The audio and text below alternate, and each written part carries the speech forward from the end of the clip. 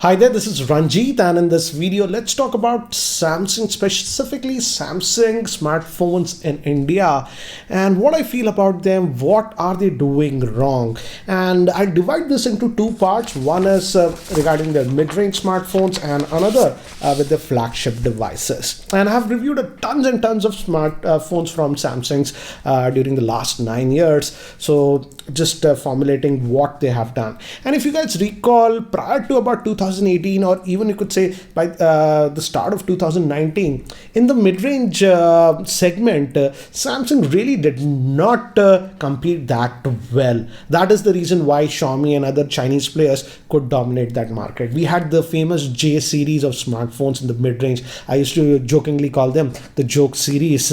But fortunately, by 2019, they realized that that series had a problem. The mid-range offering was very weak compared to the competition, what these Chinese vendors were doing.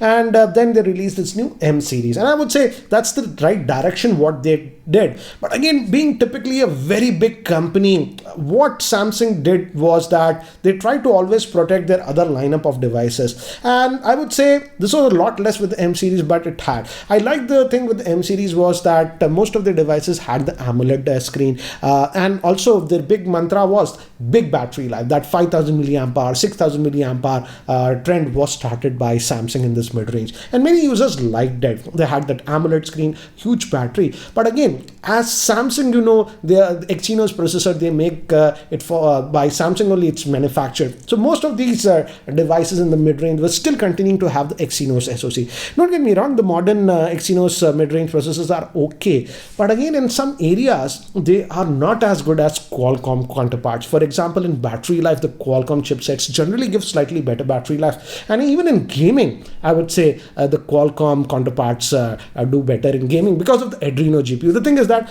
most of these game developers optimize their games for the Adreno GPU. That's why any other vendor that uses a different chipset, that is the Exynos uses the Mali GPU. Though the GPU is not bad, it's simply not optimized, and that's the reason. Even with other chipsets, for example, the MediaTek, again, it uses the Mali. So for gaming, generally the Adreno is the most optimized. So they're losing on that market. I get it. I ran a poll a few weeks ago and I asked you people. So only about 25% of the people were saying gaming is a priority for them. So I think so Samsung understands that.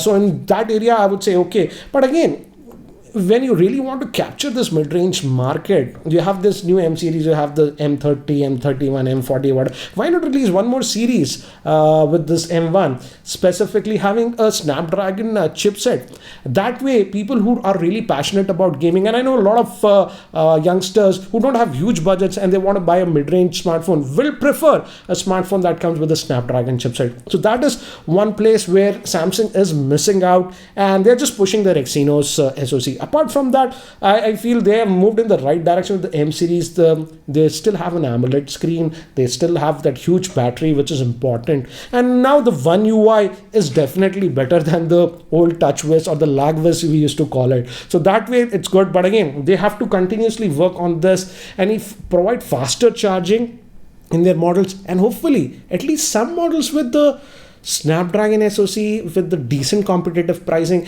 And I feel even with the M series, Samsung tries to protect their another series. They have this A series, which is significantly slightly more expensive compared to the M series. And I think so intentionally Samsung tries to cripple their M series device because of that. For example, most of the M series, for example, the recent one that I liked was the M31. And in fact, now in camera department also, the M series are doing actually really good. The M31 actually had a very good camera. That 64 megapixel sensor that they use was optimized very well. So in the camera department also, they are doing a good thing.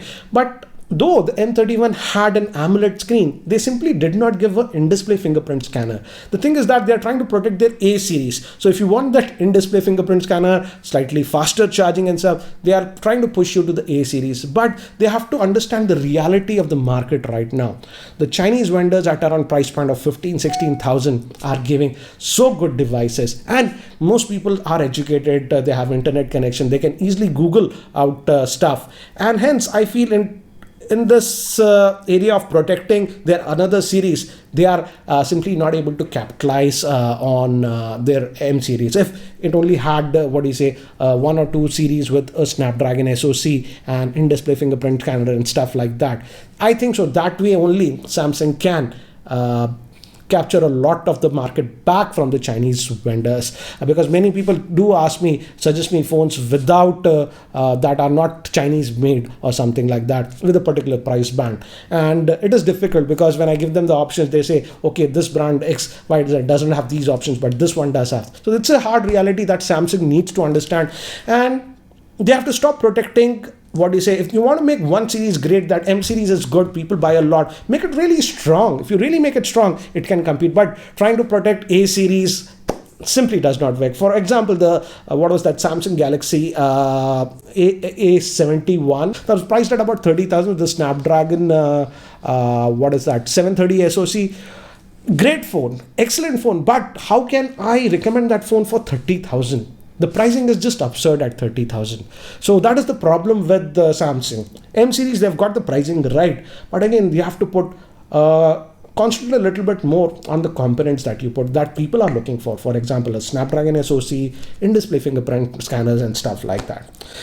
So again, the big problem with the Samsung right now is pushing their Snapdragon SoC, which are not ideal for heavy gamers, I would say, and trying to still protect that A series of devices. So that's the big problem that Samsung is having in the mid-range. Fortunately, I would say the entire mid-range lineup was scrapped by Samsung, but now the M series are definitely much better. Now if we move to the flagships, for example, let's take the example of the latest one. This is the Galaxy S20 Plus. So the S20 series is their flagships, and here again I'm talking about India, guys. I'm not talking about worldwide market.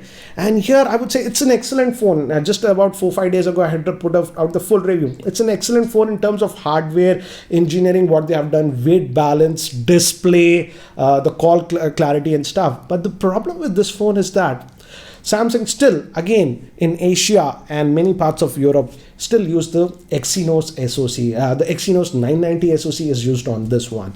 Don't get me wrong, it's not a bad SoC, but the problem is that we have the Snapdragon 865, which is sold by the same Samsung in US and China. So significantly, if you're buying the same smartphone in China or America, you're significantly getting a better chipset. For example, if we compare, the Snapdragon 865 will get you better battery life than the Snapdragon counterpart. Also, with extended usage, the Snapdragon definitely heats up a lot less than this one. And even the ISP, that is the image signaling processor, is better on the Snapdragon one.